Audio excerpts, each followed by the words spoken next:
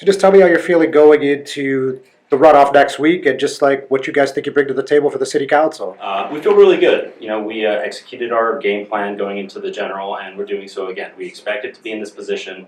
We were happy with the lead that we had, but again, we understand that that was just the first round. All that stuff's out the window.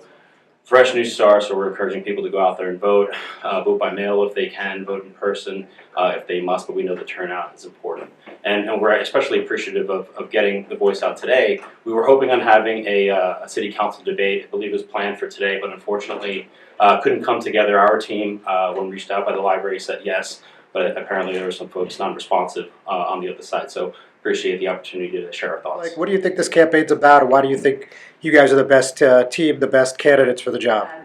Being new to this, we talk about a game plan, and I think being out of the doors and hearing from neighbors directly.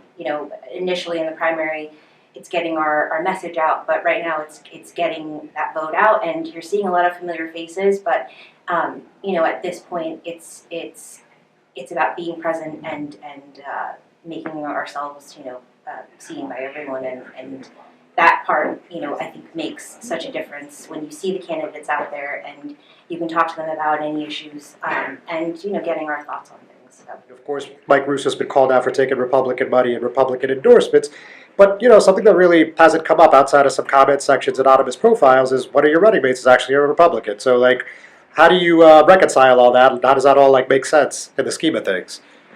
I would say that there's a difference between some of the MAGA Trump Republicans and people that are Republicans because of their values. And I fall into the latter category. I started as a fiscal conservative many years ago, and that's the main emphasis that I've always had.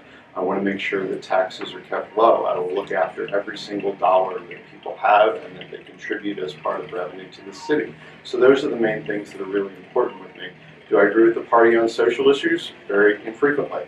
But, I still have that fiscal conservatism, and I want to make sure that I can contribute that as part of the solution to our budget problems. As when I thought about who could best represent Hoboken as a team of at-large candidates, these are representative of the diverse Hoboken stories. Whether you're Caitlin, having been born and raised here, whether you're Steve, having raised his children and now living here in the later part of his life, or Joe living here as somebody who started after college.